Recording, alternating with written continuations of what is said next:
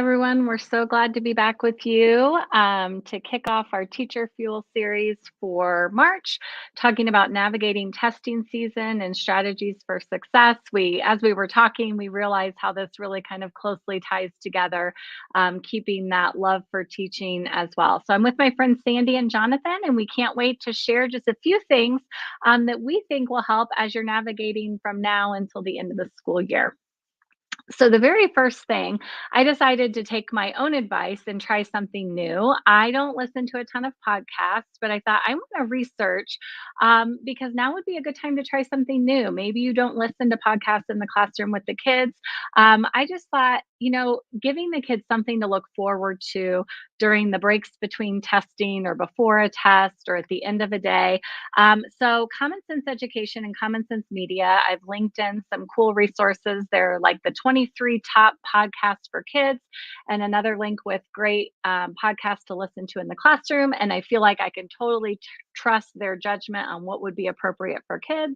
And so I actually tried this. My son, who's 5, on the drive to and from school this week, we've been listening to the But Why podcast, a podcast for curious kids, and we pulled up the one of the most recent episodes on invasive species. He's my big nature guy.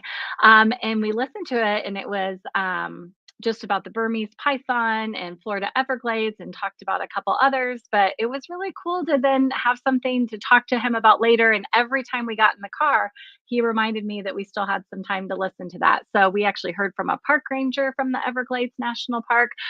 So check it out. This is just a sampling of what was on those lists that are linked in. But just kind of a change to our routine. So maybe during this time of the school year, you need a little change in your routine. The second thing I was thinking about that we all know is really good for us, but at the end of the day, it probably gets put on the back burner, is spending time outdoors and really the benefits to our mental health, to our physical health, and what it can also mean for our students. So I love this quote. You should sit in nature for 20 minutes a day. Unless you're busy, then you should sit for an hour. And isn't that pretty doesn't that pretty well explain where we are? Like, when we are the busiest, we need it the most, and yet it's the thing that we probably do the least. And I just know how my students would feel when I could get them outside and go on a nature hike just around our property by the playground. I bought some really cheap notebooks on Amazon and gave them a little national park vinyl sticker to put on the front. And every time they would go outside for recess, they would take it with them and they would be ready to explore nature. So I just think about taking care of ourselves this time of year, all the time, but especially this time when the stakes are high and our anxiety can be a little higher, stress levels, really thinking about spending some time out in nature. And then the third thing, I've seen teachers do this in their classrooms. You have to take down teaching aids and materials or cover them up. But with the paper you have to cover it up with, why not make graffiti walls with really great classroom mantras? The don't give up, the you're a star, keep it up, keep going. When we're getting bogged down or we're in the middle of a test, the kids can look around the room and really see the encouragement. And then, as always, like we try to do, encourage, the kids getting enough sleep. There are parents probably that would be willing to send in a healthy snack, or maybe your school can provide that. But really, those affirmations and the deep breathing and all of those things that we know can calm our bodies and our minds down. And then don't forget, you've been training the whole year for this. So, it's just really like any other day when the kids go in to take these tests. The more calm I think we are, then that projects on the kids and they realize that it is just another day and that they've been training for it, right? It's like a marathon. They've been training all year. So it really is the time for them to shine. They're on stage now to prove everything that they've learned. So it was fun to put this together to remind myself of these things that I need to be doing as well. I'll pass it off to Jonathan. I can't wait to hear what you and Sandy have to say. Thank you, Carissa. Love the idea of the graffiti on the walls. I used to do that in my classroom, and it was so fun because it is really, really sad when you have to cover up all of those materials you've been using throughout the year. I just wanted to start by putting a big emphasis on taking that time to celebrate. I think so many times it's easy to get caught up in all of the hustle and bustle of what testing season means. All of the work that's gone in throughout the year is worth celebrating. So just kind of have some ideas here of ways that you can celebrate. One of the things I did in my fourth grade classroom is I'd go to Dollar Tree and buy 7 star balloons because we always took 7 I-Learn tests. And at the end of each test, we'd pop a balloon, and there would be some sort of reward we would have after completing that test. And so we would have some sort of riddle, and they would kind of guess what that reward was, and then I'd reveal it to them. Sometimes it was like an extra recess, not things that I had to purchase necessarily or ask for donations of. Sometimes it was like I would ask parents to donate popsicles, or a community member to donate popsicles, and we could have popsicles after finishing a test. But each day after that test, it was something to look forward to, and students were excited about kind of popping each of those balloons until they were all gone. And it was the last day was the most exciting because we had finished all of those tests. Also, just making the growth that students are experiencing visible. I think a lot of times we get caught up, and students get caught up in like that pass and fail of a test. And that's great. Like, I mean, we want students to be passing, but we also want students to be growing. We want them to be continuing to be better versions of themselves every day. And I always love the quote of your best competition is yourself. So beating yourself in what you've done in the past is really important. So helping students know where they are, where they've been, how much they've grown is really, really key in that celebration process. And then I think it's also really important to celebrate the team that is behind you in the classroom. There's so many instructional assistants that are helping students one-on-one in small groups. Your principals are supporting, your fellow teachers are supporting. So it's really important to celebrate your team and be thankful and grateful for all of the work that they are putting in as well. I have an article for my second little resource here, and it is an article about ways to promote family engagement within the testing process. And there were kind of 3 big takeaways for me as I was reading this. The first one is really to make sure that families are informed about testing. I think it's important to include that in newsletters, involving student or families in the testing preparations and communicating tips for testing days. All of those were really, really great things to be thinking about. One thing we do as a district before iRead is we do a big campaign around what is the iRead test. We have in-person and virtual meetings for parents to join. And it's a really great opportunity for us to share with families what that testing is so that when they get that report, it's not a shock and they're not really sure what's happening with that report. We also take the opportunity to talk about which standards are assessed, and we talk about that in those parent-friendly terms so that they can support their student while they're reading with them and support them with the questions that they might be exposed to on that test. Also, just communicating what the test will look like and what students are going to be working through on that day is really important and gives families peace of mind so that they can have conversations with their students before they come to school and have that supportive at home and at school partnership. And then the last thing is we all teach students how to regulate throughout the school year, and sometimes they forget it when they get to a testing environment. So it's really important to just remind them of the things that you're teaching them throughout the school year and tell them that it's a great opportunity in a test when there is some anxiety to practice some of those strategies that we've been learning in class. So whether it's that breathing, we're going to do a chocolate chip breath where we breathe in through our nose and out through our mouth. Whether we're tensing our body to release some endorphins to help keep us calm, or we need to make sure that we're staying really positive in our self-talk and affirming that we can do this and stay confident.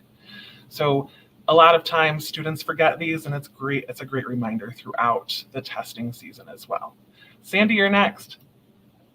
All right. I can't wait. One of my favorites, Jonathan, for that breathing is the kids always love to pretend like you're holding hot chocolate and breathe in how good it smells and cool it off and then take a sip. And we always do that before those kind of high anxiety times as well. And Chris, I love the podcast ideas with kids. I think it's something different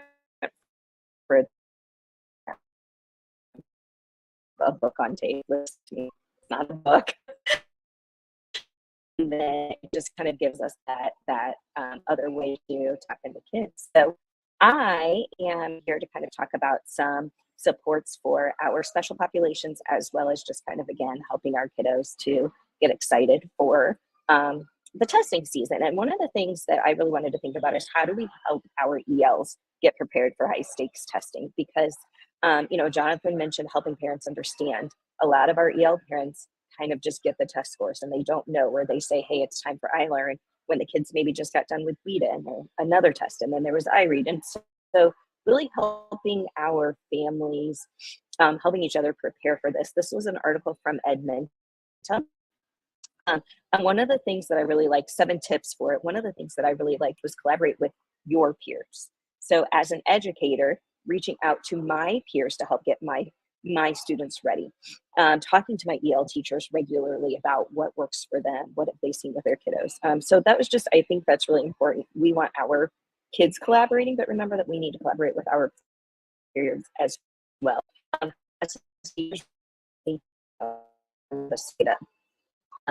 We're going to talk about data next month, but how can we use that data to help prepare our students even more for this testing? And going with what Jonathan said, one of my most favorites is celebrating that data for me, for my kids.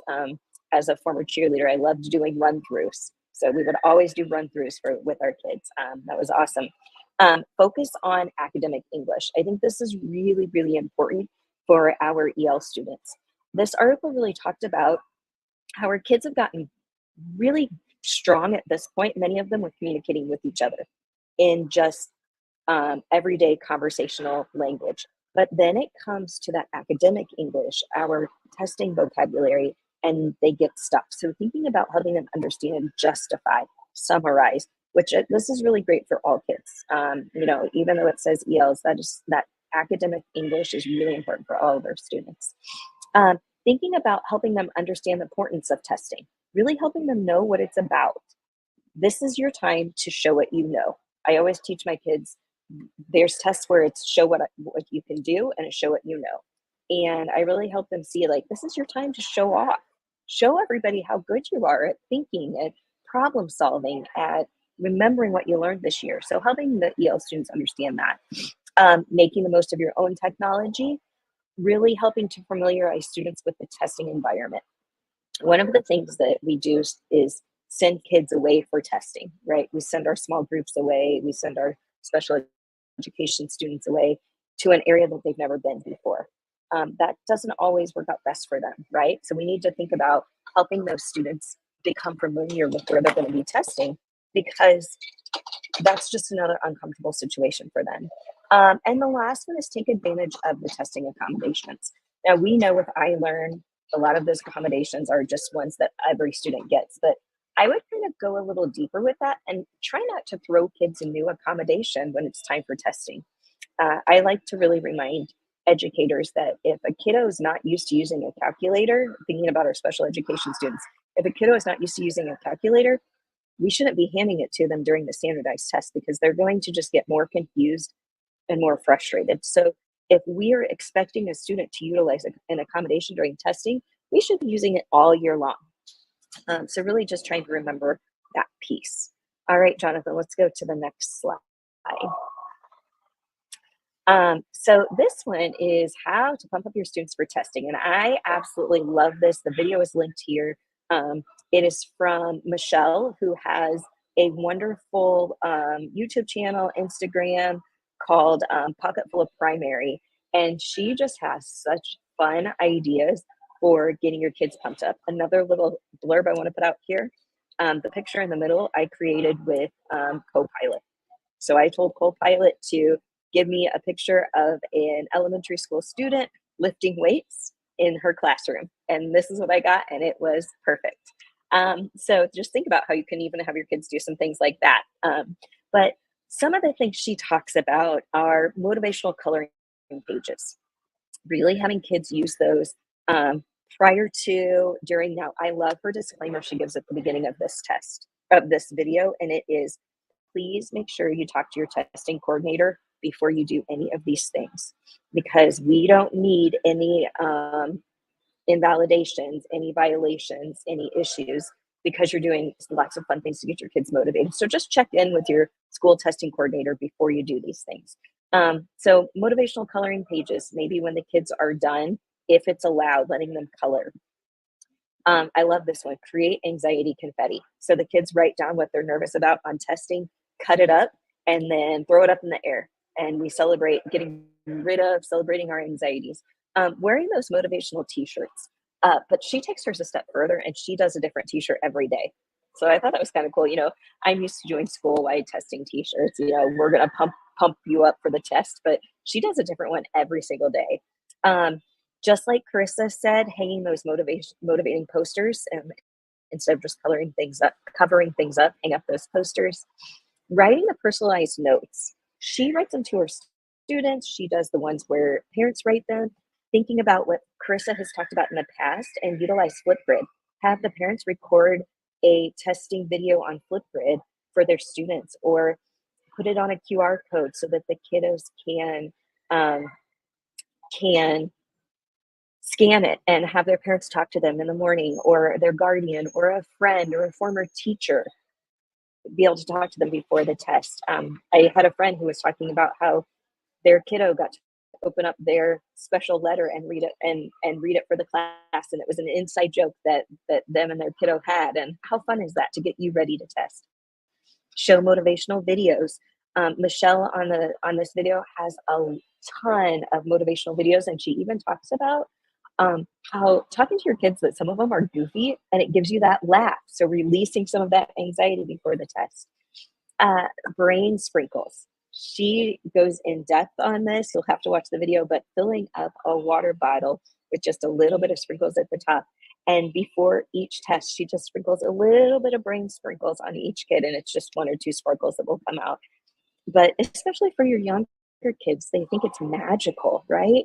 And as they get older, it's just fun. And then I've got sparkles in my hair, and who doesn't love sparkles in my hair for testing, right? Writing motivational phrases on pencils. Again, check with your testing coordinator. Read aloud picture books. So she talks about Anti-Test Anxiety Society is a book that she reads with her kids. She said it's on Facebook or on YouTube that you can listen to it, but reading some of those fun books beforehand, and then giving testing treats. But it doesn't always have to be food, right? Kids love just a silly pencil or an eraser. So giving those things, just like Jonathan said, I love the balloon popping idea. Have fun. And there's your special little treat or surprise or brain break activity that you get to do. So, all right, I am going to go on to my last one. And this is just a little information, a little article from Nearpod, talking about some ways to utilize Nearpod to get your kids ready for testing. So kind of the first spark was sparking engagement with games, breakout rooms this time of year. Just keep it fun, right? Kids have heard this pressure of testing all year long. So do some fun things with them where they don't know they're actually reviewing the standards from the year. Going across the top, utilizing Nearpod to make some drag and drop activities. They do some drag and drop during the test, so let's give them some of that practice. One of the things I've noticed is that when we talk about testing environments, some of our kids aren't used to using the technology they're going to be using, whether it be a mouse, or if they're going to be taking on iPads, or on a laptop mouse pad. So giving them some of that time to do some drag and drop with some fun drag and drop activities. Combining some VR. Let's do some cool activities with VR and simulations that are really preparing them for the test. Thinking about your standards. We all know what's going to be tested, so how can we embed that in? And Nearpod has a lot of those things created. Checking feelings with temperature polls. Using Nearpod to do some of those checks. Again, using Nearpod for fun brain breaks, and as educators, getting that real-time insight into how our students did, and then celebrating growth, like Jonathan said. So I really think it's just about everything we talked about today is just pumping up our kids and pumping ourselves up. We have worked so hard all year long.